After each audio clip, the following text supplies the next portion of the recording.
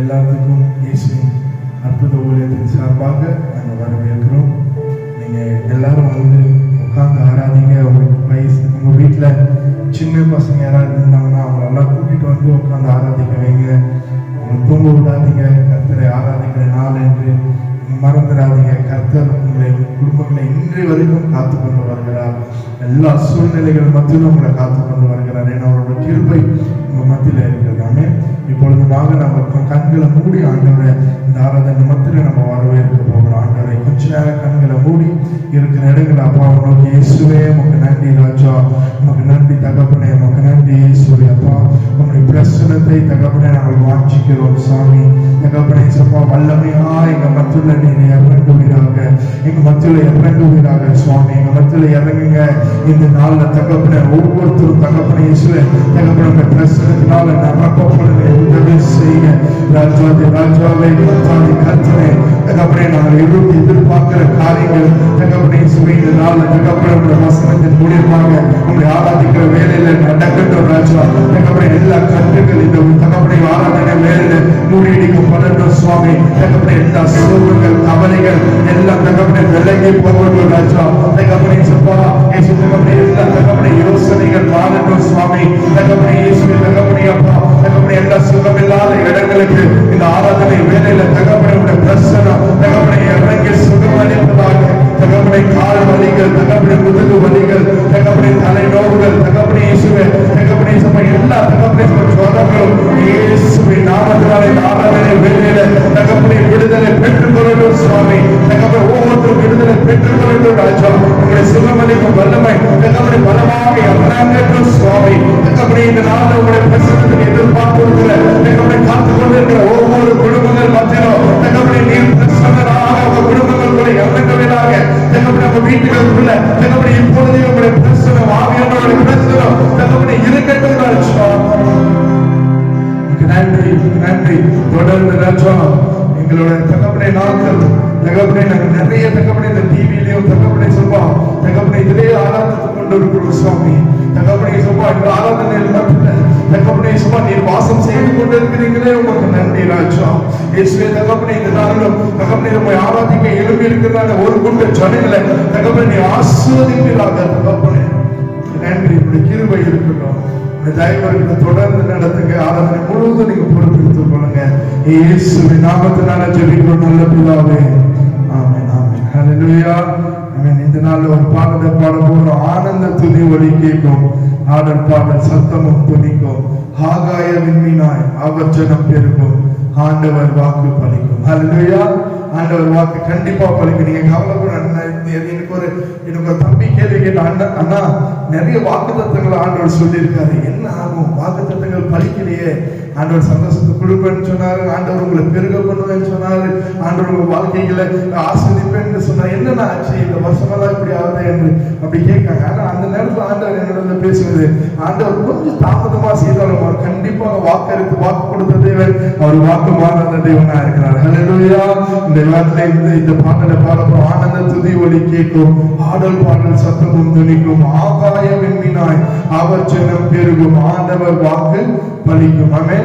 சிறை வாழ்வு மறையும், சீர்வாழ்வு மலரும், சீயோனின் மகிமை திரும்பும். ஹல்லேலூயா. உங்களுடைய சிறை வாழ்வு எல்லாம் மறையும். ஆமென்.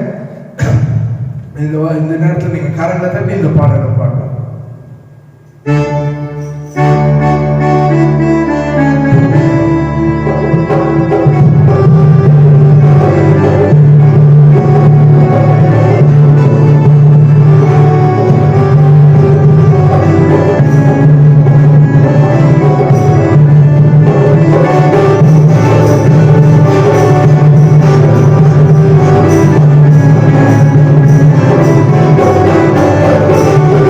you.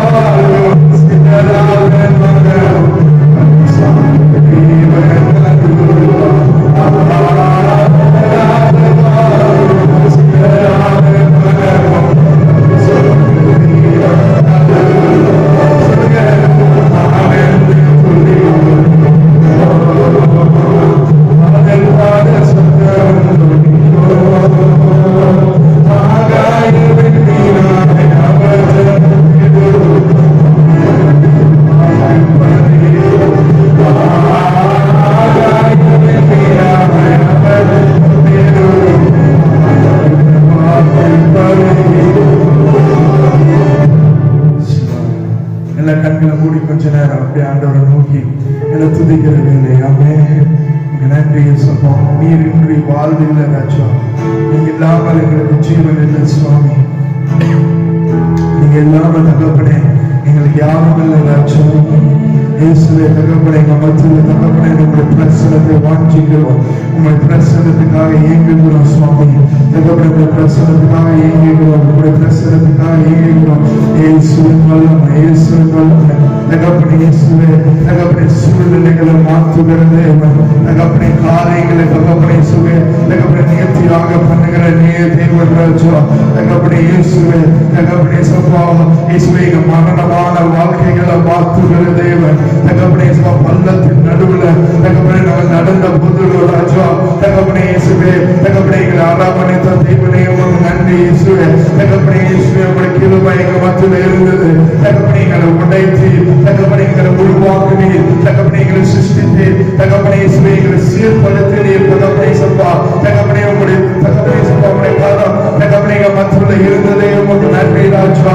உங்களுடைய காலம் எங்க மத்தியில் இருக்கிறது. தகப்பனே எல்லா சூழ்நிலைகளும் உங்களுடைய காலம் எங்க மத்தியில் இருக்கிறது. தகப்பனே ஒருவேளை தகப்பனே சப்பா எங்களுக்கு யாரும் என்று நாங்கள் கவலையோடு இருக்கிற இந்த வேலையில சுவாமி தகப்பனே உங்களுடைய காலத்தை எங்க மத்தியில் தருகிறது. உங்களுடைய காலத்தை எங்க மத்தியில் வைத்திருக்கிறீங்களே சுவாமி. தகப்பனே எங்களுக்கு நீர் உண்டு ராஜா. தகப்பனே எங்களுக்கு நீர் இருக்கிறது. எங்களுக்கு நீர் இருக்கிறதே உங்களுக்கு நன்றி இயேசு.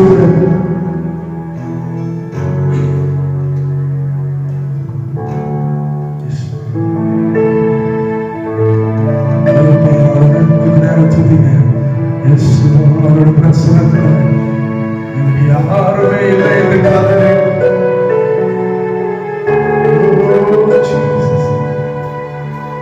ஒருவேளை நீங்க இந்த நாள்ல கதறி கொண்டிருக்கலாம்.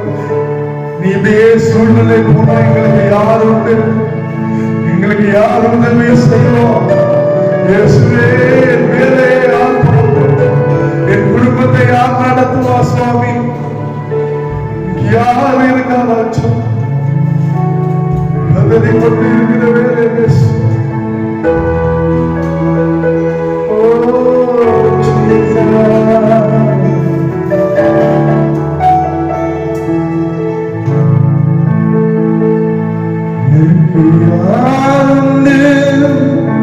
நான் கதறிடும் என்னை நடத்தியதே எனக்கு யாரு. நான் கதறிடும் நேரத்தில் என்னை நடத்தியதே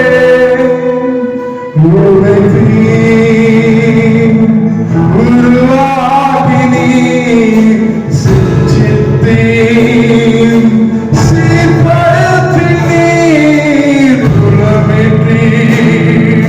புதிதாகினி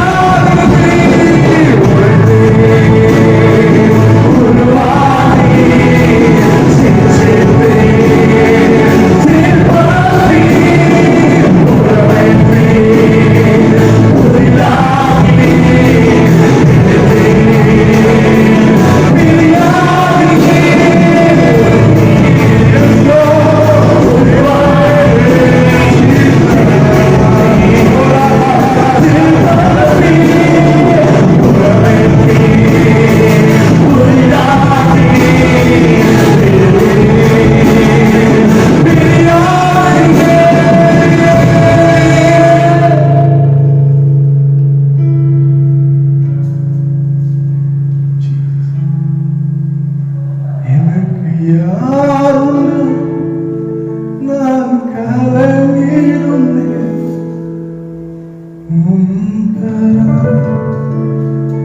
என்னை நடத்தியதே எனக்கு யாருன்னு நான் கலங்கிருந்தேன்.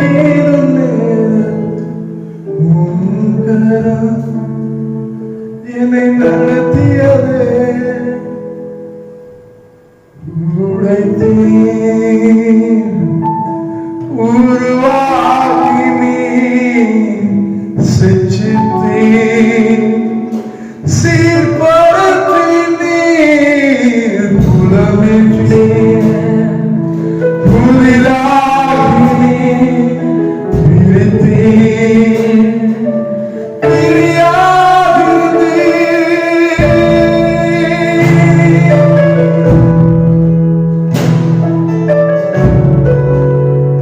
என்னை மறவாமல் என்னை பிரியாமல் என் பக்கத்துல நீங்க இருந்தீரே. எனக்கு யாருன்னு என்று நான் கலங்கின நேரத்தில் என்னோட தலைமை பிடித்து நீங்க நடத்துவீங்க. என்னை நடத்துகிறவர் நீரே.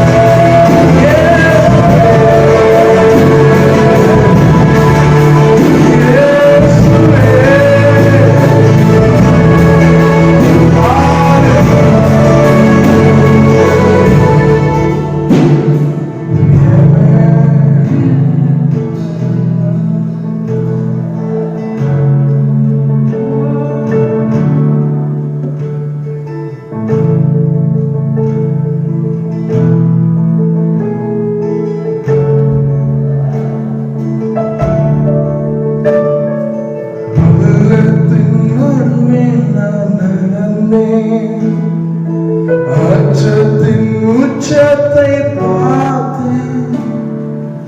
ஒளியில் நான் இருளில் நான் நடந்தேன். இயேசுவில்லா வாழ்வை நான் வெறுத்தேன். உள்ளத்தின் நடுவில் நான் நடந்தேன். அச்சத்தின் உச்சத்தை பார்த்தேன். ஒளியில் நான் இருளில் நான் நடந்தேன். இயேசுவில்லா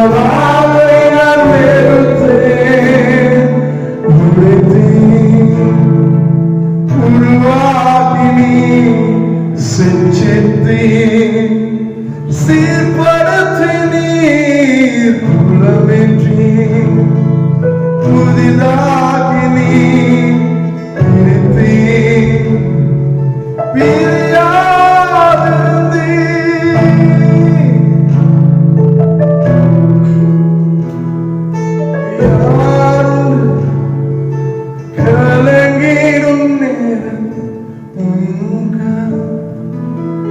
என்னை நடத்தியது எனக்கு யாருண்டு நான் கலங்கிடும் நேரத்தில்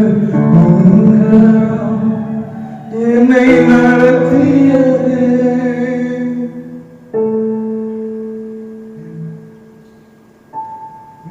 நன்றி ராஜா.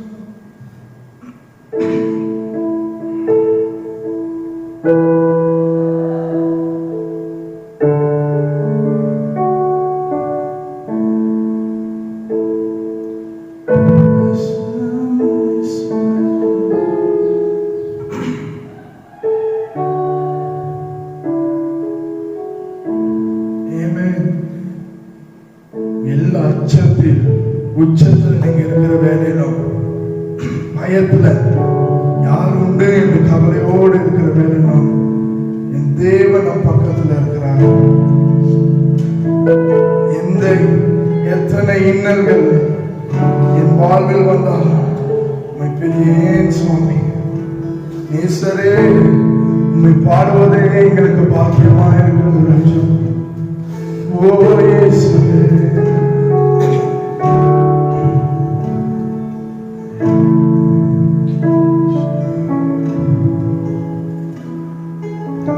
இயேசுவே,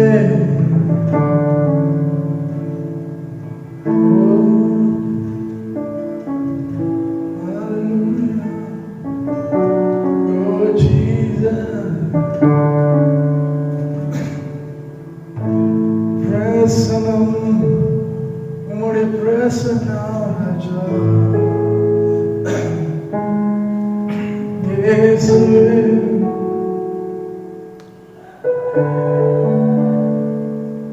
ನಿನ್ನ ಪ್ರಸನ್ನತೆ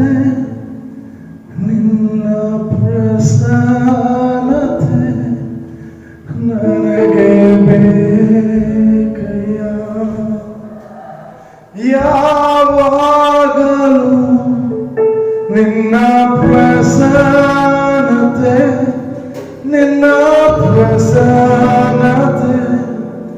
ನನಗೆ ಬೇಕಯ್ಯ. ಓ ಎಂದೆಂದಿಗೂ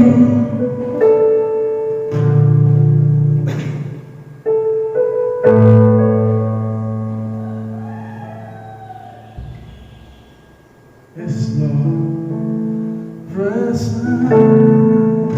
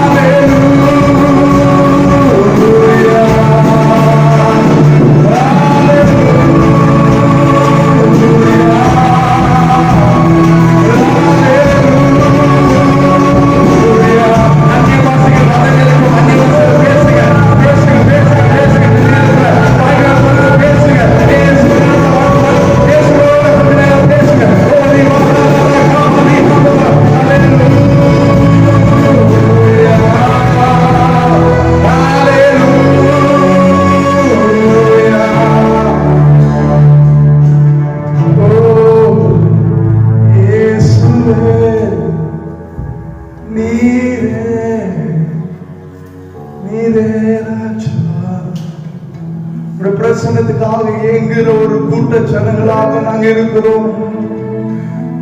ನಿನ್ನ ಪ್ರಸನ್ನ ನಮಗೆ ಬೇಕು ಸ್ವಾಮಿ. ನನ್ನ ಜೀವನದಲ್ಲಿ ನಮಗೆ ನಿಮ್ಮ ಪ್ರಸನ್ನ ಬೇಕು ಸ್ವಾಮಿ. என் வாழ்க்கைக்கு உங்களுடைய பிரசன்னம் வேணும். இந்த சூழ்நிலையில உங்களுடைய பிரசன்னம் வேணும்.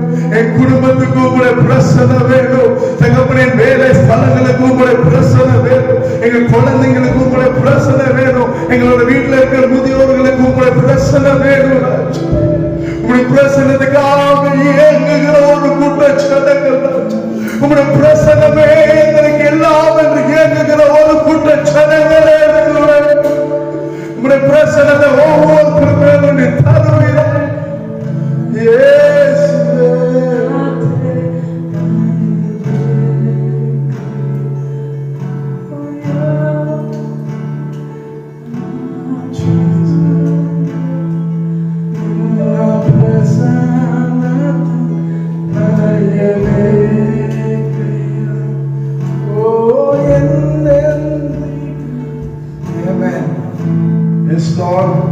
We want the presence of Father. இயேசுவே, உம்முடைய பிரசன்னம் எங்களுக்கு வேணும்.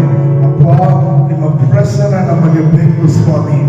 ஒவ்வொரு நாட்களும் நாங்கள் நடக்கிறதுக்கு உங்களுடைய பிரசன்னம் வேணும். தொடர்ந்து இந்த ஆராதனை முழுவதும் உங்களுடைய பிரசன்னம் தகப்பனை எங்க மத்தியில் இருக்கணும். நீங்க ஆராதனை மத்தியில் நீங்க உங்களுடைய பிரசன்னத்தை தகப்பனை கொண்டு வந்தீங்க. உங்களுக்கு நன்றி ராஜா. இதுக்கு நாங்கள் பார்க்கிறோம், அவருடைய பிரசன்னம் மகிமையான பிரசன்னம் நீங்க மத்தியில் இறங்கி வந்ததற்காக நன்றி. உண்மை மட்டுமே துதிக்கிறோம். நீர் எல்லா துதி கணத்துக்கும் பாத்திரமாக இருக்கிற தேவன், உங்களுக்கு நன்றி இயேசுவே. தொடர்ந்து ஆராதனை மத்தியில் உங்களுடைய பிரசன்னம் இருக்கட்டும். நீங்க நடத்துங்க, நீங்க ஆசீர்வதிங்க. இயேசுவின் நாமத்தினால ஜெபிக்கிறோம் நல்ல பிதாவே. ஆமென், ஆமென், ஆமென். ஹல்லேலூயா. கர்த்தர் உங்களை கண்டிப்பாக தொட்டிருக்கிறாங்க விசுவாசிக்கிறோம். நிறைய பேருக்கு ஆண்டவர் சுகத்தை தந்திருக்கிறாங்க விசுவாசிக்கிறோம். நீங்க கீழே பார்த்து கொண்டு இருக்கும் போது நீங்க கமெண்ட்ல எழுதுங்க, கர்த்தர் உங்களை ஆசீர்வதித்து இருக்கிறார், கர்த்தர் உங்களை எப்படி தொட்டார் என்பதை நீங்க கமெண்ட்ல எழுதுங்க. நாங்கள் பார்த்து நாங்கள் சந்தோஷப்படுவோம், ஆண்டவரை மகிமைப்படுத்துவோம். அது உபயோகமா இருக்கும். கர்த்தர் உங்களை ஆசீர்வதிப்பார். தொடர்ந்து நீங்க ஆராதனைக்காக ஆராதனையில இருங்க, பிரசங்கத்தை கேளுங்க, கர்த்தருடைய வார்த்தையை கேட்டு அதன்படி நடக்க உங்களோட வாழ்க்கைகளை ஆண்டவர் ஒப்பு கொடுங்க. கர்த்தர் உங்களை ஆசீர்வதிப்பாராங்க. சின்ன அறிவிப்பு உங்களுக்கு 7 மணிக்கு இல்லை 7:15 ஏன்னா இன்டர்நெட்டுங்க சில நேரங்களில் சாயங்கால நேரத்தில் சரியா கிடைக்கிறதுல. ஆனால் 7 to 7:15 நாங்கள் கண்டிப்பாக இங்கிலீஷ் சர்வீஸை நாங்கள் Facebook live Jesus miracle ministry என்ற பேஜில் நாங்கள் ஆரம்பிக்கிறோம், நாங்கள் பண்ணுகிறோம். நீங்கள் தயவு செய்து நீங்கள் பாருங்கள். கர்த்தர் உங்களை ஆசீர்வதிப்பார். உங்கள் குழந்தைங்களோ வீட்டில் இருக்கிறவங்கள பார்க்க சொல்லுங்கள். ஃபேஸ்புக்கில் லைவாக வரும். நாங்கள் லைவாக வர்றதுனால நாங்கள் யூடியூப்ல நாங்கள் வர முடியாத சூழ்நிலை. ஸோ ஃபேஸ்புக்கில் லைவாக வரோம். நீங்கள் எல்லாம் பாருங்கள், உங்களோட ஃப்ரெண்ட்ஸ் கிட்ட ஷேர் பண்ணுங்கள். அதோட காரியங்களை நம்ம சபையிலிருந்து உங்களுக்கு அனுப்புவாங்க. அதோட நோட்டீஸ் எல்லாம் உங்களுக்கு அனுப்புவாங்க. நீங்கள் அதை ஷேர் பண்ணிக்கோங்க. கரெக்டாக 7 to 7:15 மணிக்குள்ளே நாங்கள் ஆரம்பிப்போம். 1 மணி நேரம் ஆராதனை, வர்ஷிப், தேவனுடைய வார்த்தை எல்லாமே லைவாக கொடுக்கப்படும். நீங்கள் இதை கேட்டு ஆசீர்வதிக்கப்படுங்க. ஆமென், ஆமென். தேங்க்யூ. ஆண்டவராக இயேசு கிறிஸ்துவின் நாமத்தினாலே உங்கள் யாவருக்கும் அன்பான வாழ்த்துக்களை தெரிவித்துக் கொள்கிறேன். நேரமாக நீங்கள் தேவனை ஆராதித்தீர்கள், துதித்தீர்கள், மகிமைப்படுத்தினீர்கள். இந்த வேளையில் கூட தேவன் நமக்கு கொடுக்கிற ஆவிக்குரிய மன்னாவாகிய தேவனுடைய வார்த்தைகளை கேட்கும்படியாக வந்திருக்கிறோம். ஆகவே ஒரு நிமிஷம் இந்த வார்த்தைகளுக்காக கண்களை மூடி நாம் ஜெபம் பண்ணுவோம். ஆண்டவரே, நாங்கள் சோதரிக்கிறோம் ஆண்டவரே. அல்லேலூயா, நாங்கள் துதிக்கிறோம், சோதரிக்கிறோம் ஆண்டவரே. ஜீவனுள்ள தேவனை நாங்கள் சோதரிக்கிறோம். பரிசுத்தமுள்ள தேவனே நாங்கள் சோதரிக்கிறோம் ஆண்டவரே. உன்னதமான தேவனே நாங்கள் சோதரிக்கிறோம் ஆண்டவரே. நமக்கு சோதரம் ஆண்டவரே. வசனம் தியானிக்கையில் இதயமதில் ஆறுதலே. வசனம் தியானிக்கையில் இதயமதில்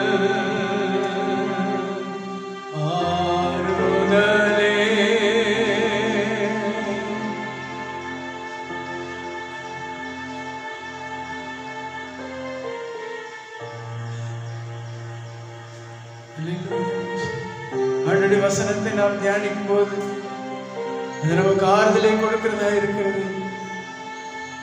அது நமக்கு ஒரு புதிய பலனை கொடுக்கிறதா இருக்கிறது.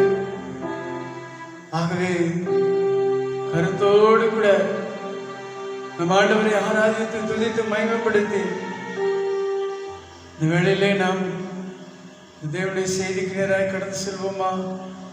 ஆண்டவரே என்னோடு கூட பேசும் என்று சொல்லுங்க.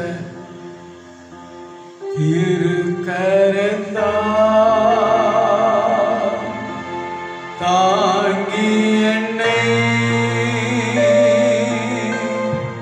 திரு சித்தம்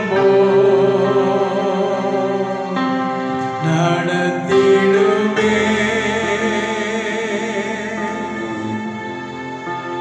குயவன் கையில்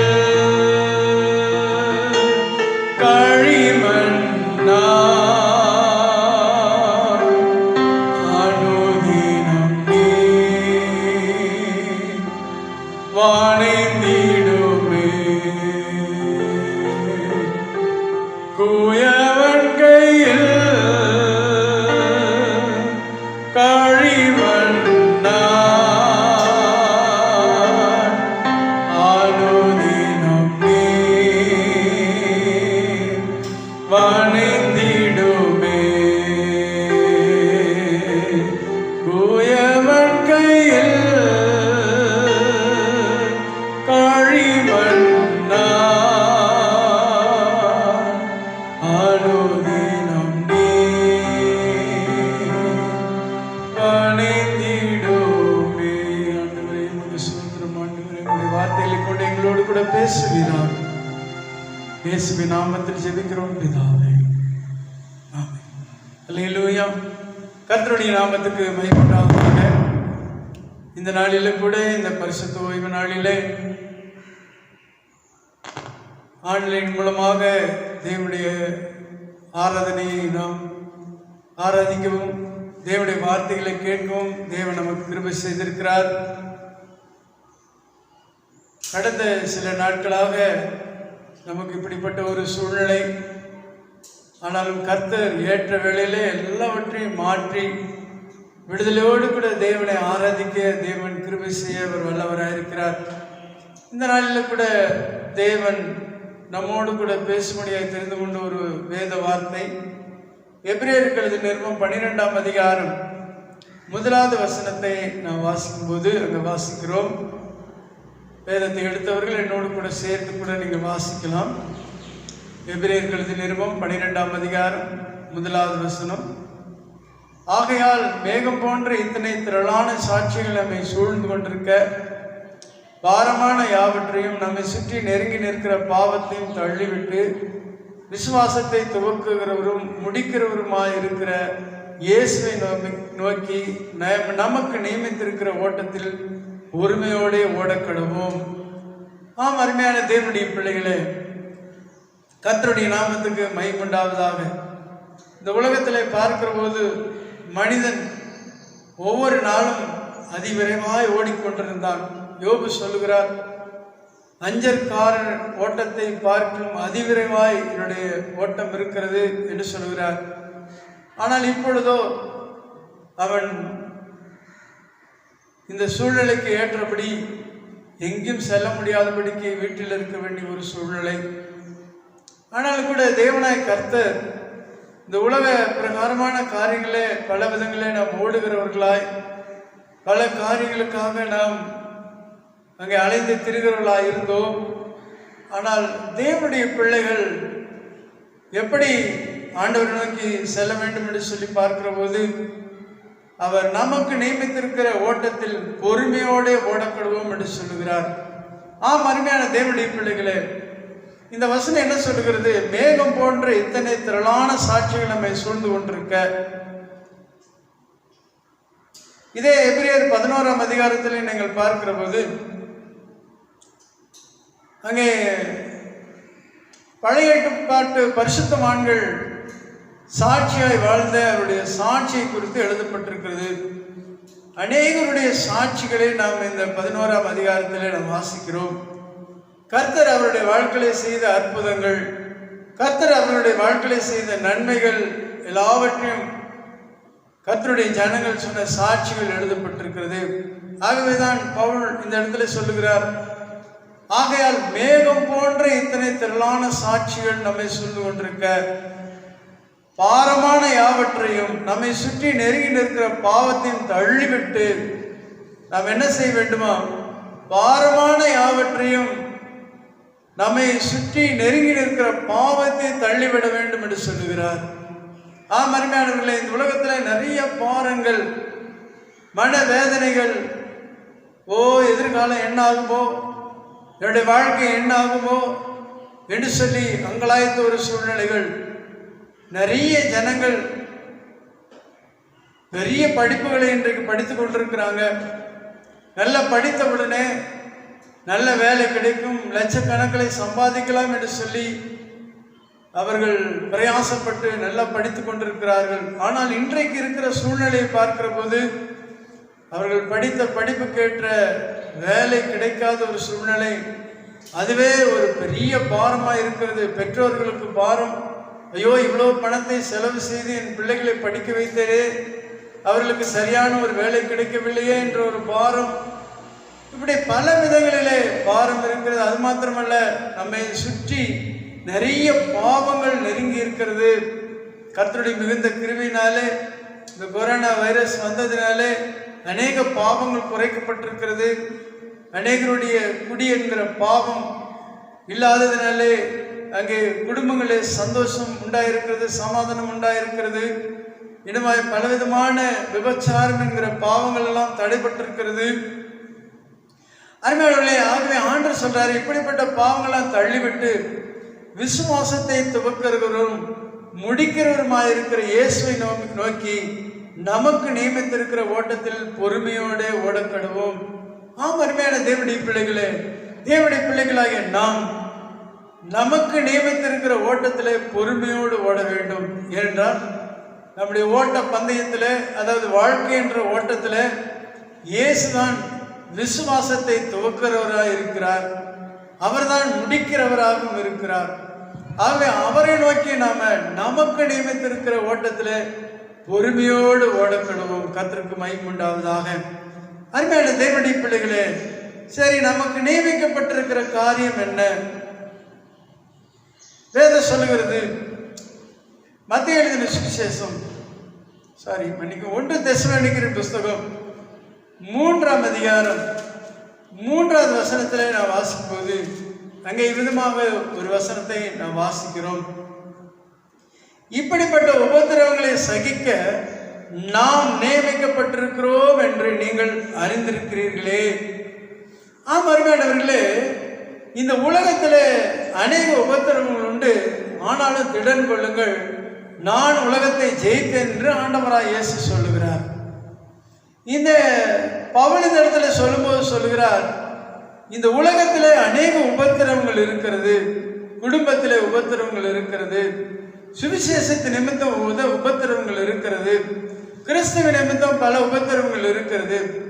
ஆகவே இப்படிப்பட்ட உபத்திரவங்களை சகிக்க நாம் நியமிக்கப்பட்டிருக்கிறோம் என்று நீங்கள் அறிந்திருக்கிறீர்களே. அருமையானவர்களே, நமக்கு நியமிக்கப்பட்டிருக்கிற காரியங்கள் என்ன? நாம் இந்த உலகத்தில் வருகிற உபத்திரவங்களை சகிக்கக்கூடிய ஒரு நிலைமைக்குள்ளாக நாம் நியமிக்கப்பட்டிருக்கிறோம். எத்தனை உபத்திரவங்கள் வந்தாலும் நாம் சகிக்க வேண்டியவர்களாக இருக்கிறோம். இன்றைக்கு அநேகர் வீட்டில் இருங்க அப்படின்னு சொன்னால் அவர்களால் தாங்கவே முடியல, சகிக்கவே முடியல. எப்படியாவது வெளியே போனால் நல்லா இருக்குமே, வெளியே விட்டால் நல்லா இருக்குமே என்று சொல்லி நினைக்கிறார்கள். அருமையானவர்களே, இது ஒரு உபத்திரவ காலம்தான். இந்த உபத்திரவம் வருகிற போது அதை நாம் சகிக்கிறதற்கு ஆண்டவர் நம்மை நியமித்திருக்கிறார் என்று சொல்லப்பட்டிருக்கு. கர்த்தருக்கு ஸ்தோத்திரம் உண்டாவதாக. இந்த உலகத்தில் என்ன உபத்திரம் வந்தாலும் அதை சகிக்க வேண்டும். அதான் நமக்கு நியமிக்கப்பட்டிருக்கிற ஓட்டம். அந்த சகிப்புத்தன்மை நமக்கு இருக்க வேண்டும். பொறுமையோடு நம்ம சகிக்க வேண்டியதாக இருக்கிறது. யோபுடைய வாழ்க்கையில பாருங்கள், அவனுக்கு எவ்வளவு சோதனைகள் வந்தது, எவ்வளவு உபத்திரவங்கள் வந்தது. வேதம் சொல்லுகிறது, யோபுடைய பொறுமையை குறித்து சொல்லப்பட்டிருக்க. அவன் பொறுமையுள்ளவனாய் எல்லாவற்றையும் சகிக்கிறவனாய் இருந்தான். அதற்கு பிறகு அவனுக்கு இரட்டிப்பான நன்மை ஆசீர்வாதங்கள் அவனுக்கு உண்டானது. ஆகவே அருமையானவர்களே, அவனுடைய வாழ்க்கையில ஏற்பட்ட சோதனைக்கு அளவே கிடையாது. உச்ச தலையிலிருந்து உள்ளங்கால் வரைக்கும் அவனுக்கு சோதனை இருந்தது. ஆனாலும் அவன் தேவனுடைய சமூகத்திலே அவரை குறை சொல்லாதபடிக்கு, ஐயோ எனக்கு ஏன் இப்படி நடந்தது, ஏன் இந்த கொரோனா வைரஸ் வந்தது, ஏன் இந்த பருக்கள் வந்தது என்று சொல்லி அவன் ஒருபோதும் குறைவுபட்டதே இல்லை. அவன் என்ன செய்தான்? தேவ சமூகத்தில் அவன் பொறுமையோடு சகித்தான், எல்லாவற்றையும் சகித்தான். அவனுக்கு வந்த எல்லா பாடுகளையும் சகித்தான். சரீரத்தில் ஒரு பக்கம் வியாதினா, அவனுடைய நண்பர்கள் அவனை கேவலமாய் பேசுகிறார்கள். அவருடைய மனைவி கூட தேவனை தூஷித்து ஜீவனை விடு என்று சொல்லுகிறாள். ஆனால் யோபு அதற்கெல்லாம் அங்கே அசரவே இல்லை. அவர் சகித்து எல்லாவற்றையும் அங்கே ஆண்டவருக்காக அந்த உபத்திரவங்களை ஏற்றுக்கொண்டார். அதற்காகவே நீங்கள் நியமிக்கப்பட்டிருக்கிறீர்கள் என்று சொல்லப்பட்டிருக்கிறது. யோசிப்புடைய வாழ்க்கையில கூட பார்க்கிற போது அவருடைய சொந்த சகோதரர்களே அவனை தூக்கி குழியில போட்டார்கள். பிறகு அவனை எடுத்து எகிப்துக்கு விற்று போட்டார்கள். அங்கே போகிற போது அங்கே போத்திபிராவுடைய வீட்டிலே அவன் ஒரு அதிகாரியாக இருக்கிறான். அங்கேயும் அவனுக்கு ஒரு பிரச்சனை வந்து, அந்த போத்திபிராவுடைய மனைவியின் மூலமாக அவனுக்கு பிரச்சனை வந்து சிறைச்சாலையில் இருக்கிறான். அவனுடைய வாழ்க்கை சோதனை மேல் சோதனை. ஆம் அருமையானவர்களே, ஆனால் அவை எல்லாவற்றையும் அங்கே சகித்திருந்து தேவனுக்கு மாத்திரம் அவன் பயந்து அவன் ஜீவித்தபடினாலே அவன் அந்த எகிப்து தேசத்தில், அந்நிய தேசத்தில் ஒரு சாதாரண அடிமையாய் போனவன் ஒரு பெரிய அதிகாரியாக அவன் அங்கே உயர்த்தப்பட்டான்.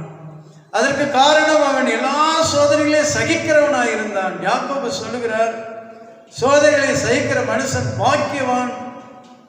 இந்த சோதனையை சகிக்கிற மனுஷன் எப்படி பொன்னானது அக்கினியில போடப்பட்டு அது அங்கே அது பதப்படுத்தப்படுகிறதோ, அது நல்ல காய்ந்த பிறகு அது சுத்த பொன்னாக விளங்குகிறதோ, அதுபோல தேவனுடைய பிள்ளைகள் சோதனையை சகிக்கும் போது அவர்களை சுத்த பொன்னாக தேவன் மாற்றுகிறவராக இருக்கிறார். ஆகவே உபத்திரவங்களை சகிக்க நீங்கள் நியமிக்கப்பட்டிருக்கிறீங்க என்று சொல்லுகிறார். கர்த்தருக்கு மகிமை உண்டாவதாக. அது மாத்திரமல்ல, இந்த உபத்திரவத்தை குறித்து நாம் பார்க்கிற போது ஆண்டவராகிய இயேசு கிறிஸ்து இனி வரக்கூடிய நாட்களில் வருகிற உபத்திரவத்தை குறித்து அவர் சொல்லியிருக்கிறார். ஆம் அருமையான தேவனுடைய பிள்ளைகளே, நீங்கள் மத்திய எழுதின சுவிசேஷம் 24ஆம் அதிகாரம் 21வது வசனத்தை நீங்கள் வாசிக்கும் போது இயேசு சொல்லுகிறார், ஏனெனில் உலகம் உண்டானது முதல் இதுவரைக்கும் சம்பவித்திராததும் இனிமேலும் சம்பவியாததுமான மிகுந்த உபத்திரவம் அப்பொழுது உண்டாயிருக்கும் என்று சொல்லுகிறார். ஆம் அருமையாளே, கடைசி காலங்களில் என்னெல்லாம் நடக்கும் என்பதை குறித்து இயேசு முன்னதாகவே அறிவித்திருக்கிறார். யுத்தங்கள் செய்திகளை கேள்விப்படுவீர்கள், கொள்ளை நோய் உங்களுக்கு உண்டாயிருக்கும், ஒருவரை ஒருவர் அங்கே பகைப்பார்கள் என்றெல்லாம் ஆண்டவர் சொல்லிவிட்டு அவர் சொல்லுகிறார், உலகம் உண்டானது முதல் இதுவரைக்கும் சம்பவித்திராததும் இனிமேலும் சம்பவியாததுமான மிகுந்த உபத்திரவம் அப்பொழுது உண்டாயிருக்கும். உலகம் உண்டானது முதல் ஆதியிலே நாம் பார்க்கிற போது நோவாவின் நாட்களிலே அந்த ஜனங்கள் தேவனுடைய வார்த்தைக்கு கீழ்ப்படியாமல் தங்கள் மனம் போன போக்கில் போனதுனால ஆண்டவர் ஜலத்தினாலே அவர்களை அழித்தார். சோதோம் கொமோரா பட்டணத்தில் இருக்கிற ஜனங்கள் கொள்ளாதவர்களாக இருந்ததுனால அக்னியினாலே இந்த சோதோம் கொமோரா பட்டணத்தை அவர் அழித்தார். இப்படியாக அநேக சம்பவங்கள் நடந்தது அருமையான தேவனுடைய பிள்ளைகளே. ஆனால் ஆண்டவராகிய தேவன் அந்த சம்பவங்களை பார்க்கலும் இனி வரக்கூடிய நாட்களில் சம்பவிக்கக்கூடிய காரியங்களை குறித்து சொல்லுகிறார். உலகம் உண்டானது முதல் இதுவரையும் சம்பவியாதிருந்த அந்த மிகுந்த உபத்திரவம் அப்பொழுது உண்டாகும் என்று சொல்லுகிறார். இந்த சாதாரண உபத்திரவத்தை நம்மால் தாங்கிக் கொள்ள முடியவில்லையே, நம்மால அடக்கிக் கொள்ள முடியவில்லையே அருமையானவர்களே. ஆனால் ஆண்டவர் சொல்றாரு, இதுவரைக்கும் நடக்காத மிகுந்த உபத்திரவம் வரும் என்று சொல்லுகிறாரே. அந்த உபத்திரவத்தை நாம் எப்படி தாங்கிக் கொள்ள முடியும்? அந்த உபத்திரவம் வரும்போது எப்படி நாம சகித்துக் கொள்ள முடியும்? எவ்வளவு வேதனையான ஒரு காரியம் பாருங்கள். கர்த்தருக்கு மகிமையுண்டாவதாக. வேதத்துல நாம் பார்க்கிற போது உபத்திரவ காலம் என்றும் மகா உபத்திரவ காலம் என்று சொல்லப்பட்டிருக்கிறது. அருமையானவர்களே, உபத்திரவ காலங்கள் நாட்களிலே இப்படிப்பட்ட பஞ்சங்களும் கொள்ளை நோய்களும் உண்டாகும். அதற்கு பிறகு மகா உபத்திரவ காலங்களே பார்க்கிற போது அந்தி கிறிஸ்து என்பவன் வந்து அவன் முத்திரையை போடுவான். அவனுக்கென்று சாத்தானுடைய ஒரு முத்திரையை வைத்திருக்கிறான். யாரெல்லாம் அந்த முத்திரையை போட்டிருக்கிறார்களோ அவர்களுக்கு தான் அங்கே உணவு கிடைக்கும், விற்கவும் வாங்கவும் முடியும். இல்லை என்றால் அவனால் இந்த உலகத்தில் வாழ முடியாது. அது மாத்திரமல்ல, அவர்களுக்கு பலவிதமான உபத்திரவங்களை கொடுப்பார்கள், அவர்களை கொடுமைப்படுத்துவார்கள் என்றெல்லாம் சொல்லப்பட்டிருக்கிறது. அப்படிப்பட்ட ஒரு சூழ்நிலை வரும்போது எந்த மனிதனாலும் தாங்கிக் கொள்ள முடியாது. அநேகர் ஆண்டவருடைய விசுவாசத்தை விட்டு விலகி போவார்கள். அருமையானவர்களே, அப்படிப்பட்ட ஒரு சூழ்நிலை வரும் என்று சொல்லி ஆண்டவர் சொல்லி இருக்கிறார். அது மகா உபத்திரவ காலம். ஆகவே இப்படிப்பட்ட காரியங்கள் நமக்கு நடக்கும். இந்த இதுவரைக்கும் நடக்காத மிகுந்த உபத்திரவம் உண்டாயிருக்கும் என்று சொல்லி ஆண்டவர் நமக்கு சொல்லி இருக்கிறார். கர்த்தருக்கு மகிமை உண்டாவதாக. அருமையானவர்களே, நாம் இப்பொழுது உபத்திரவத்துக்குள்ளாக வந்திருக்கிறோம். ஆனாலும் அப்படிப்பட்ட மகா உபத்திரவ காலம் நமக்கு இன்னும் வரவில்லை. அது வருமானால் நம்மாலே ஒருவரால் தாங்கிக் கொள்ளவே முடியாது.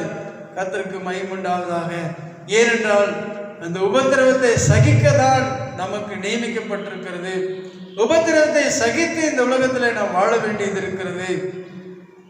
கர்த்தருக்கு ஸ்தோத்திரம் உண்டாவதாக. அது மாத்திரமல்ல அருமையானவர்களே, வேதம் சொல்லுகிறது, அதாவது கேட்டுக்கு போகிற வாசல் விசாலமாக இருக்கிறது, ஆனால் இடுக்கமான வாசல் வெளியிலே உட்பிரவேசிக்கிறவனே அங்கே தேவனுடைய ராஜ்யத்தை சுதந்திரித்துக் கொள்ள முடியும் என்று சொல்லி ஆண்டவராய் இயேசு கிறிஸ்து சொல்லி இருக்கிறார். ஆக இந்த உபத்திரவத்தை குறித்து நம்ம பார்க்கிற போது இந்த உபத்திரத்தின் வழியாகத்தான் நாம் என்ன செய்ய முடியும் என்று சொல்லி நாம் பார்க்கிற போது அப்போஸ்தலருடைய நடவடிக்கைகள் 14ஆம் அதிகாரம் 22வது வசனத்திலே நீங்கள் வாசிக்கும் போது, சீசருடைய மனதை திடப்படுத்தி விசுவாசத்தில் நிலைத்திருக்கும்படி அவர் அவர்களுக்கு புத்தி சொல்லி நாம் அநேக உபத்திரவங்களின் வழியாய் தேவனுடைய ராஜ்யத்தில் பிரவேசிக்க வேண்டும் என்று சொன்னார்கள். அருமையான தேவனுடைய பிள்ளைகளே, தேவனுடைய ராஜ்யத்துக்கு போவது என்பது சாதாரணமான காரியம் அல்ல. ஆண்டவராக இயேசு கிறிஸ்து சொன்னார், ஒருவன் பிதாவுடைய சித்தத்தை செய்யாமல் என்னை நோக்கி கர்த்தாவே கர்த்தாவே என்று சொல்லி கூப்பிட்டால் அவன் தேவனுடைய ராஜ்யத்தில் பிரவேசிக்க முடியாது என்று மெய்யாகவே மெய்யாகவே உங்களுக்கு சொல்லுகிறேன் என்று சொன்னார். இப்ப பிதாவுடைய சித்தத்தை நாம் செய்கிறவர்களா இருக்க வேண்டும். அப்படிதான் தேவனுடைய ராஜ்யத்துக்குள்ள நாம் பிரவேசிக்க முடியும் என்று சொல்லி ஆண்டவராகிய இயேசு நமக்கு சொல்லி இருக்கிறார். கர்த்தருடைய நாமத்துக்கு மகிமை உண்டாவதாக. அருமையான தேவனுடைய பிள்ளைகளை, அதே மாத்திரம் இல்ல, இங்கே வேதம் சொல்லுகிறது, நாம் அந்த பரலோக ராஜ்யத்துக்குள்ள பிரவேசிக்க வேண்டுமானால் அநேக உபத்திரவங்களின் வழியாக தான் தேவனுடைய ராஜ்யத்தில் பிரவேசிக்க முடியும். வேதத்திலே அருமையாக சொல்லப்பட்டபடி நாம உபத்திரவத்தை நாம பெற்றுக்கொண்டால் மாத்திரம்தான், உபத்திரவத்தை சகிக்கிறவர்களாய் நாம் இருப்போமானால் மாத்திரம்தான் பரலோக ராஜ்யத்துக்கு போக முடியும். பரலோக ராஜ்யம் என்பது சாதாரணமானது அல்ல. ஈஸியா போயிடலான்னு நிறைய பேர் நினைக்கிறாங்க. அங்கே சர்ச்சுக்கு போனா போயிடலான்னு நினைக்கிறாங்க. ஞானசானம் எடுத்துட்டா போதும் அப்படின்னு நினைக்கிறாங்க. உடனே பரலோகத்துக்கு போயிடலாம், உங்க பேர் பரலோகத்தில் எழுதப்பட்டிருக்கிறது, அதனால ஆண்டவர் நிச்சயமா கொண்டு போய் நினைக்கலாம். ஒருவேளை ஆவியின் அபிஷேகத்தை பெற்று அந்நிய பாஷை அடையாளங்களோடு ஆண்டவரை ஆராதிக்கிறதுனால அங்கே பரலோக ராஜ்யத்துக்கு போயிடலாம் அப்படின்னு நினைக்கிறாங்க. ஒழுங்கா ஆலயத்துக்கு போனா தசமபாகங்களை கொடுத்தால், காணிக்கைகளை கொடுத்தால் இயேசு நிச்சயமாக அவருடைய ராஜ்யத்தில் என்னை சேர்த்துக் கொள்வார் என்று சொல்லி ஒருவேளை நாம் நினைக்கலாம். அங்கே ஆண்டவருக்காக ஊழியம் செய்தால் பரலோகத்துக்கு போய்விடலாம் என்று சொல்லி நினைக்கிறோம். அநேக கர்த்தருக்காக அநேக காரியங்களை செய்வதனாலே பரலோகத்துக்கு போகலாம் என்று சொல்லி நினைக்கலாம். எனக்கு நல்ல தாளந்துகளை ஆண்டவர் கொடுத்திருக்கிறார், அதை பயன்படுத்தினால் இயேசு என்னை பரலோகத்தில் சேர்த்துக் கொள்வார் என்று நினைக்கலாம். இல்லை அருமையானவர்களே, நாம் எதற்காக நியமிக்கப்பட்டிருக்கிறோம் என்றால் இந்த பரலோக ராஜ்யத்துக்கு போவதற்கு நாம் உபத்திரவத்தை நாம அங்கே சகிக்க வேண்டும். அந்த உபத்திரத்தின் வழியாக தான் பரலோகத்துக்கு போக வேண்டும் என்று சொல்லுகிறார். கர்த்தருடைய நாமத்துக்கு மகிமை உண்டாவதாக. சுகபோகமாய் இருக்கிறவங்க பரலோகத்துக்கு போக முடியாது. உபத்திரவத்தின் வழியாய், கிறிஸ்துவ நிமித்தமாய் வருகிற உபத்திரவம், குடும்பத்தின் நிமித்தமாய் வருகிற உபத்திரவம், வேலை செய்கிற இடத்துல வருகிற உபத்திரவம், ஆண்டவராய் இயேசுவை ஏற்றுக்கொண்டதினால் வந்த உபத்திரவம், இந்த உபத்திரவத்தின் வழியாக நாம கடந்து போக வேண்டியதா இருக்கிறது. இங்கே தெளிவாக சொல்லப்பட்டிருக்கிறது, அநேக உபத்திரவங்களின் வழியாய் தேவனுடைய ராஜ்யத்தில் பிரவேசிக்க வேண்டும் என்று சொன்னார்கள். அநேக உபத்திரவங்கள், ஒன்று ரெண்டு அல்ல, அநேக உபத்திரவங்கள் வழியாக தான் நம்ம தேவனுடைய ராஜ்யத்துக்குள்ள பிரவேசிக்க முடியும். ஆம் அருமையான தேவனுடைய பிள்ளைகளே, அப்படிப்பட்ட உபத்திரவத்துக்காக தான் நம்ம நியமிக்கப்பட்டிருக்கிறோம். ஆகவே அந்த உபத்திரவத்தின் வழியாக நாம ஓடும்போது நம்முடைய ஓட்டம் எப்படி இருக்க வேண்டும்? பொறுமையோடு ஓட வேண்டும். நமக்கு நியமித்திருக்கிற ஓட்டத்திலே பொறுமையோடு ஓட வேண்டும். அது மாத்திரமல்ல, தேவன் நம்மை எந்த அளவுக்கு அழைத்திருக்கிறாரோ, எந்த அழைப்பிலே நம்மை ஆண்டவர் தெரிந்து கொண்டிருக்கிறாரோ அதிலே நாம பொறுமையோடு ஓட வேண்டும். என்னை ஒரு ஆசாரிய ஊழியத்துக்கு ஏற்படுத்தியிருந்தால் அந்த வழியில பொறுமையோடு ஓட வேண்டும். ஒரு சுவிசேஷமா அந்த சுவிசேஷ பாதையில பொறுமையோடு ஓட வேண்டும். தீர்க்க தரிசன ஊழியமா தீர்க்க தரிசன ஊழியத்தில பொறுமையோடு ஓட வேண்டும். மெய்ப்பனுடைய ஊழியமா மெய்ப்பனுடைய ஊழியத்தில பொறுமையோடு ஓட வேண்டும். போதக ஊழியமா போதகத்தில பொறுமையோடு ஓட வேண்டும். எல்லாம் எனக்கு தெரியும், நான் ஊழியத்தில் வல்லமையான காரியங்களை செய்கிறேன்னு சொல்லி அப்படி நினைக்காதபடிக்கு என்னால ஒன்று இல்லை, எல்லாமே அது தேவனால முடிகிற காரியம் என்று சொல்லி பொறுமையோடு கூட ஓட வேண்டும். அதற்கு மத்தியிலே அதுல நமக்கு பலவிதமான உபத்திரவங்கள் வரும். வேதம் சொல்லுகிறது, உன் வீட்டாரே உனக்கு சத்துருக்களாக இருப்பார்கள் சொல்லி. அநேக நேரங்களில் கர்த்தருடைய ஊழியக்காரர்களுக்கு அவர் சபையில் இருக்கிற ஜனங்களே உபத்திரவம் கொண்டு வருகிறவர்களாய் சத்துருக்களாக இருப்பார்கள். ஊழியக்காரர்கள் அருமையானவர்களே, அவர்கள் பேசுகிற வார்த்தைகளை குறை சொல்லி அதை அங்கே மற்றவர்களுக்கு சொல்லி அவர்கள் அங்கே கேவலப்படுத்துகிற காரியங்களாக நடக்கும். விசுவாசிகள் சபையில ஜெபித்து விட்டால், ஏதாவது பாட்டு பாடிவிட்டால், அல்லது ஏதாவது வேதத்தை வாசித்து விட்டால் அதே அருமையானவர்களே அவர்களை குறை சொல்லி அவர்களை அங்கே அற்பமாய் பேசுகிற அப்படிப்பட்ட உபத்திரவங்கள் நமக்கு வரும். ஐயோ, சபைக்கு முன்னாடி எல்லாத்துக்கும் முன்னாடி சொல்லிட்டாங்களே, எத்தனை பேருக்கு முன்னாடி எங்களை அங்கே தனியாக அங்கே சொல்லிவிட்டார்களே என்று சொல்லி வேதனைப்படுகிற காரியங்கள் நமக்கு வரும். ஆனால் தேவனுடைய பிள்ளைகள் சோர்ந்து போகவே கூடாது. அதுதான் நமக்கு நியமிக்கப்பட்டிருக்கிறது. பரலோக ராஜ்யத்துக்கு போகணுமா, நீ உபத்திரவத்தை அனுபவிச்சுதான் ஆகணும். தினமும் நல்ல பிரியாணியே சாப்பிடணும்னா முடியாது. ஒரு நாள் கஞ்சி குடிக்க வேண்டிய சூழ்நிலை வந்ததுன்னா அதை அனுபவிக்கணும். நம்ம நான் இருளர் குருபர் என்கிற இடத்துல ஊழியம் செஞ்சிருக்கிறேன், உங்களுக்கு தெரியும். அவர்கள் மத்தியில் அருமையானவர்களே, நீங்க பார்த்தீங்கன்னா அநேக நாட்கள் அவர்கள் இந்த பழமல்ல காயை சாப்பிட்டு வாழ்கிறவர்கள். அவர்கள் பப்பாளி பழத்தை சாப்பிட மாட்டாங்க, அதனுடைய காயை பறித்து சாப்பிடுவார். அப்படிப்பட்ட இக்கட்டான சூழ்நிலை வாழ்ந்தவர்கள் நான் கண் கூட பார்த்திருக்கிறேன். அதற்காக தான் நாங்கள் அவர்களுக்கு ஒவ்வொரு நாளும் ஆகாரம் கொடுப்போம். ஒரு நேரமாவது அவங்க திருப்தியா சாப்பிட்டுமே. இந்த காய்களையே சாப்பிட்டு இருக்கிறாங்களே, அவர்கள் இந்த காஃபி இலைய போட்டு, வெறும் இலைய போட்டு காய வச்சு கொதிக்க வச்சு அந்த தண்ணியை குடிப்பாங்க. அது குடிச்சா ரொம்ப நேரம் பசி அவங்களுக்கு அடங்கும். பலாப்பழத்தை பார்த்தீங்கன்னா பழம் சாப்பிட மாட்டாங்க, அதுல முத்தின காயை பறித்து அந்த காயை சாப்பிடுவார்கள். எவ்வளவு வேதனையான ஒரு காரியம்.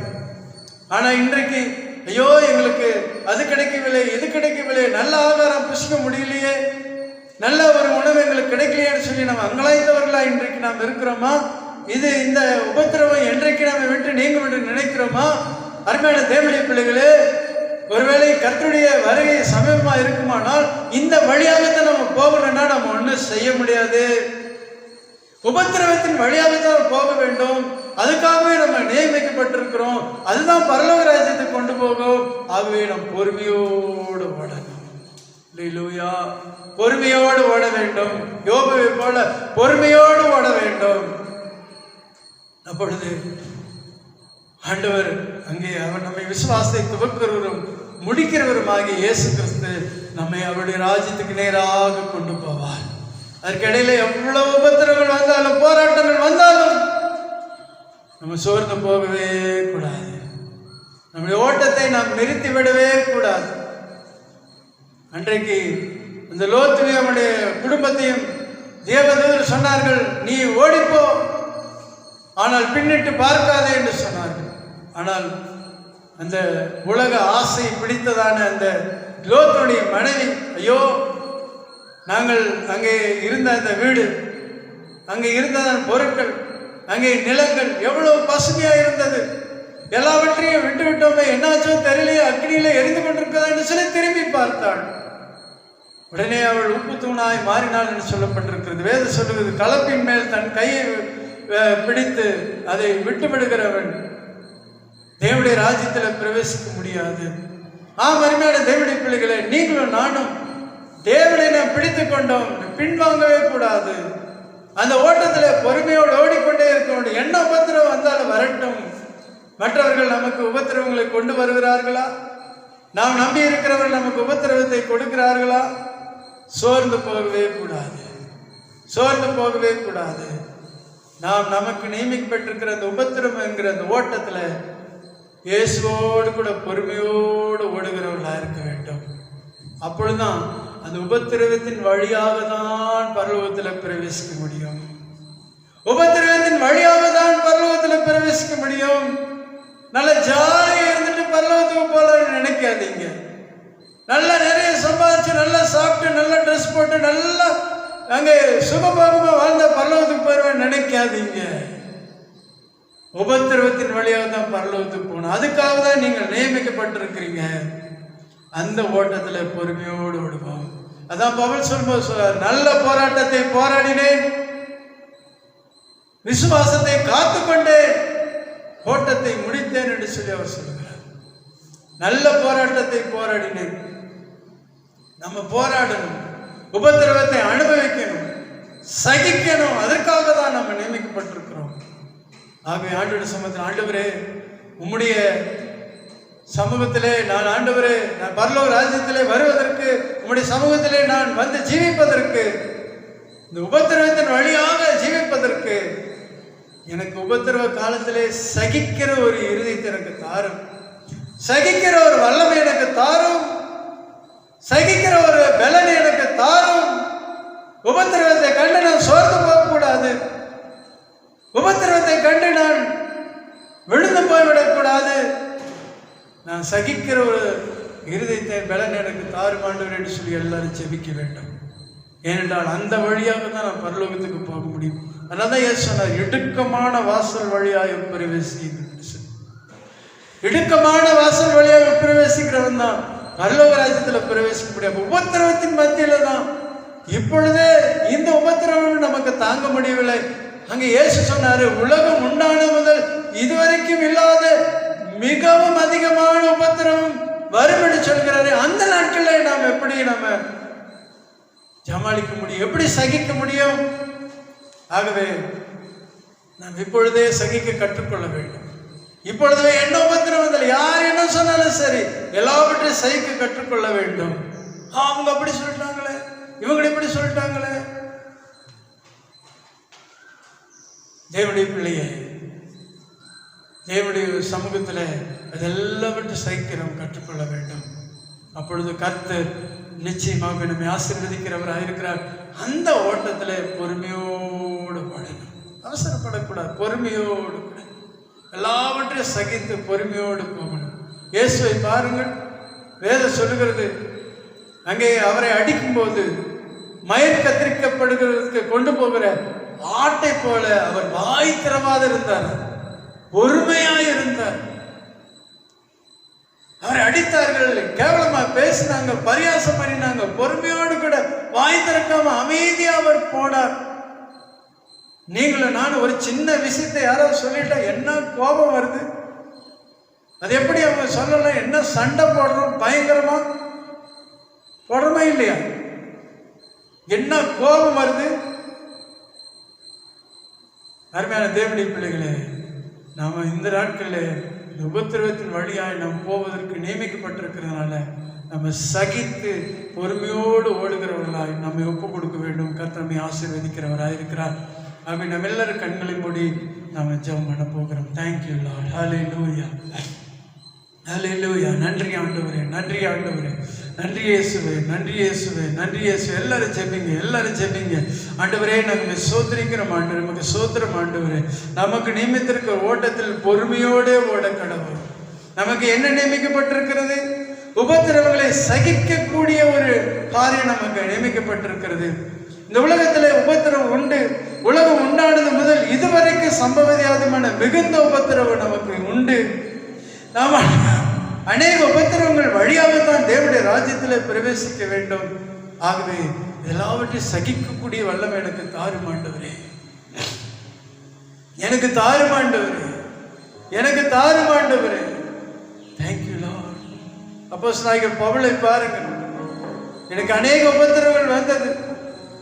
எனக்கு வியாகுலமோ, வருத்தமோ, பசியோ, பட்டினியோ எது வந்தாலும் கிறிஸ்துவின் அன்பை விட்டு பிரிக்க மாட்டாது என்று நான் அறிந்திருக்கிறேன். எத்தனை உபத்திரவங்கள்! ஒன்று குறைய நான் மிலாட்டினால் அடிக்கப்பட்டேன். 3 முறை நான் இயேசுவை அடித்தது போல என்னை அடித்தார்கள். 3 முறை அடிக்கப்பட்டேன். பலவிதமான உபத்திரவத்துக்குள்ளாக என்னை அங்கே கொண்டு போனார்கள். ஆனாலும் கிறிஸ்துவின் அன்பை விட்டு என்னை பிரிப்பவன் யார்? எத்தனை அவமானங்கள், எத்தனை போராட்டங்கள், உயர்வோ தாழ்வோ, பசியோ பட்டினியோ வியாதியோ சஞ்சலமோ எதுவாயிருந்தாலும் கிறிஸ்துவின் அன்பை விட்டு பிரிக்காதுன்னு சொன்னாரே. எவ்வளோ பாடுகளை அந்த உலகத்தில் அனுபவித்தார். இப்படி அநேக தேவனுடைய பிள்ளைகளை குறித்து சொல்லப்படுகிறது. பேதுருவை பாருங்கள். வேத அருமையானவர்களே, சரித்திரம் சொல்லுகிறது, அவனை தலை கீழாக சிலுவையில் அறைத்துக் கொண்டார்களாம். அநேக அப்போஸ்தலர்களை பாருங்கள். அவர்கள் எல்லாரும் ஏன் நம்முடைய தேசத்துக்கு வந்த தோமாவாகிய அந்த அப்போஸ்தலனை ஈட்டினாலே குத்தி கொலை செய்தார்கள். சுரங்க பாதையை இழுத்துக் கொண்டு போனார்கள் என்று சொல்லப்பட்டிருக்கிறது. இப்படி பல விதமான உபத்திரவங்கள் வழியாகத்தான் அநேக கர்த்தருடைய ஜனங்கள் பரலோக ராஜ்யத்திற்கு அந்த பரதேசுக்கு போய் இளைப்பாறி கொண்டிருக்கிறாங்க. எத்தனை அவமானங்கள், எத்தனை நிந்தைகள், எத்தனை போராட்டங்கள்! தேவனுடைய பிள்ளையே, அந்த பரலோக ராஜ்யத்துக்கு போவதற்கு நாம் உபத்திரவத்தின் வழியாக போகணும். அதுதான் நமக்கு நியமிக்கப்பட்டிருக்கிறது. அந்த நியமிக்கப்பட்ட ஓட்டத்தில் பொறுமையோடு ஓடுவோம். கர்த்தர் நம்மை ஆசீர்வதிப்பார். அப்படி ராஜ்யத்தில் கொண்டு போய் சேர்ப்பார். நம்ம எல்லாரும் ஜெபிக்கலாமா?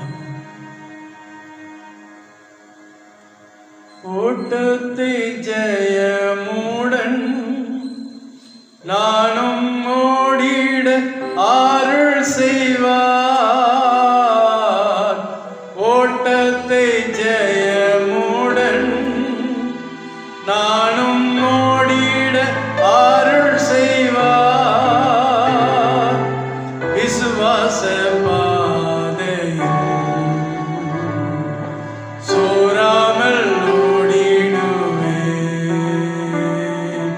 விசுவாச பாதையில் சோராமல் ஓடிடுவேன். பரலோகமே என் சொந்தமே என்று காண்பேனோ. பரலோகமே என் சொந்தமே என்று காண்பேனோ. சங்கீதத்தில் நாம் பார்க்கிறோம், மனுஷனுடைய வாழ்க்கையானது அவருடைய ஆயுசு நாட்கள் 70 வருஷம். பலத்தின் மிகுதினால் 80 வருஷமாக இருந்தாலும் அவருடைய வாழ்க்கையானது அவர் துக்கம் நிறைந்ததாய், சஞ்சலம் நிறைந்ததாய், துன்பம் பாடுகள் நிறைந்ததாய் இருக்கிறது என்று சொல்லி இந்த உலகத்திலே வாழ்கிற நாட்களே உபத்திரவம் தான் நமக்கு நியமிக்கப்பட்டிருக்கிறது. அதை சகிக்கிறவர்களாக இருக்கும்போது பரலோக ராஜ்யத்திலே நாம் அவரோடு கூட நித்திய காலமாய் சந்தோஷமாய் வாழ முடியும். தேவ சமூகத்திலே நாம் தாழ்த்தி ஒப்பு கொடுத்து ஜெபிக்கலாமா? எங்களை நேசிக்கிற நல்ல ஆண்டவரே, இந்த நல்ல வேலைக்காக நாம் ஸ்தோத்திரிக்கிறோம். நீர் எங்களோடு கூட இடைப்பட்டதற்காக, எங்களுடைய ஆராதனை ஆசீர்வதித்ததற்காக ஸ்தோத்திரம். எங்களோடு கூட பேசுவதற்காக மிக சோத்திரம். ஆமாண்டவரே, எங்களுக்கு நியமிக்கப்பட்டிருக்கிற அந்த உபத்திரவத்தின் வழியாக விசுவாசத்தை தூக்கிறவராகி இயேசுவோடு கூட முடிக்கிறவராகி இயேசுவோடு கூட எல்லா உபத்திரவங்களையும் பாடுகளையும் போராட்டங்களையும் சகித்து பொறுமையோடு ஓடி உபத்திரவத்தின் வழியாக பரலோக ராஜ்யத்துக்குள்ள பிரவேசிக்கிற ஒரு பாக்கியத்தை நீர் எங்களுக்கு தந்திருக்கிறீர். ஆகவே நாங்கள் அதை உணர்ந்து ஒவ்வொரு நாளும் கிறிஸ்துவுக்காக எல்லாவற்றையும் சகித்து வாழ எங்களுக்கு உதவி செய்யும். ஒவ்வொரு கர்த்தருடைய பிள்ளைகளையும் நீர் ஆண்டவரே அந்த வழியாக நீர் ஆண்டவரை கொண்டு செல்வதற்காக நன்றி செலுத்துகிறோம். பாதுகாத்துக் கொள்வீராக, ஆசீர்வதிப்பீராக. இந்த செய்தி கேட்டதான இந்த ஆராதனையில் கலந்து கொண்டிருக்கிறதான ஒவ்வொரு கர்த்தருடைய பிள்ளைகளை ஆசீர்வதித்து கனப்படுத்துவீராக. விசேஷமாக உலகம் முழுவதும் பரவி இருக்கிற இந்த கொரோனா வியாதிக்காக நாங்கள் ஜெபிக்கிறோம். ஆமாண்டவரே, இந்த 7 சபைகளை குறித்து சொல்லும்போது கொஞ்ச காலத்திலே நீங்கள் உபத்திரவப்படுவீர்கள், அதற்கு பிறகு நீங்கள் தேவனுடைய நன்மையை பெற்றுக்கொள்வீர்கள் என்று சொல்லியிருக்கிறீர்கள். ஆகவே தேவனுடைய பிள்ளைகளாக நாங்கள் உபத்திரவத்தை ஆண்டவரை சகிக்கக்கூடிய வல்லம் எங்களுக்கு தாரும். என்ன வந்தாலும் என் ஆண்டவராக இயேசுவுக்காக வாழ்கிற ஒரு இருந்தத்தை எங்களுக்கு தாரும். ஆண்டவருக்கு ஸ்தோத்திரம்.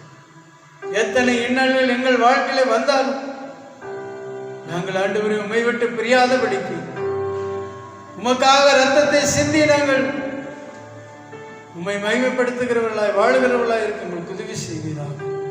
தொடர்ந்து ஆசீர்வதித்து காத்துக்கொள்வீராக. உங்களுக்கு ஸ்தோத்திரம்.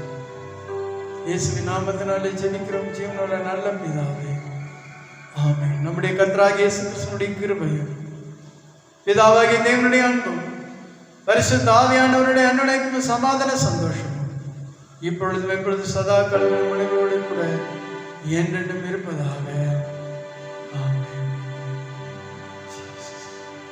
கர்த்தர் உங்களை ஆசீர்வதிப்பாராக. கர்த்தருக்கு மகிமை. பிரியமானவர்களே, இவ்வளவு நேரமாக நீங்கள் ஆராதனையில் கலந்து கொண்டதுக்காக உங்களுக்கு நன்றி செலுத்துகிறோம். தேவனுடைய வார்த்தைகளை கேட்டிருக்கிறீங்க, அதுக்காக உங்களுக்கு நன்றி செலுத்துகிறோம். அதை கேட்டது மாத்திரமல்ல, தொடர்ந்து நீங்கள் தியானிங்க, கர்த்தர்களை ஆசீர்வதிப்பார். அது மாத்திரமல்ல, நீங்கள் அங்கே அந்த கீழே யூடியூப்ல பார்க்கிற போது ஒரு கலரில் சப்ஸ்கிரைப் என்று சொல்லி எழுதப்பட்டிருக்கும். அந்த சப்ஸ்கிரைப் பட்டனை நீங்கள் அழுத்தி நீங்கள் சப்ஸ்கிரைப் பண்ணும்படி உங்களை அன்பாய் கேட்டுக்கொள்கிறோம். அது மாத்திரமல்ல, நீங்கள் மற்றவர்களுக்கும் இந்த தேவனுடைய செய்தியும் ஆராதனையும் நீங்கள் உங்கள் நண்பர்களுக்கு உங்களுடைய உறவினர்களுக்கு நீங்கள் ஷேர் பண்ணும்படி உங்களை அன்பாய் கேட்டுக்கொள்கிறோம். அவர்களும் இந்த ஆராதனையில் கலந்து கொள்ளும்போது அவர்களுக்கு ஆசீர்வாதமாக இருக்கும். கர்த்தர் உங்களை ஆசீர்வதிப்பார். கர்த்தருக்கு மகிமை உண்டாவதாக. யாராவது நீங்கள் இந்த ஜீசஸ் மிராக்கிள் மினிஸ்ட்ரி ஊழியத்திற்கு நீங்கள் உதவி செய்ய அல்லது காணிக்கைகளை கொடுக்க விரும்பினால் எங்களுடைய அக்கௌண்ட் நம்பர் உங்களுக்கு இது கீழே உங்களுக்கு லிங்கில் கொடுக்கப்பட்டிருக்கும். அதிலே நீங்கள் கூகுள் பே மூலமாகவோ அல்லது உங்களுக்கு என்ன அக்கௌண்ட்டில் போடுறதுக்கு வசதி இருக்கிறதோ அதை நீங்கள் செலுத்தினால் இந்த ஊழியத்திற்கு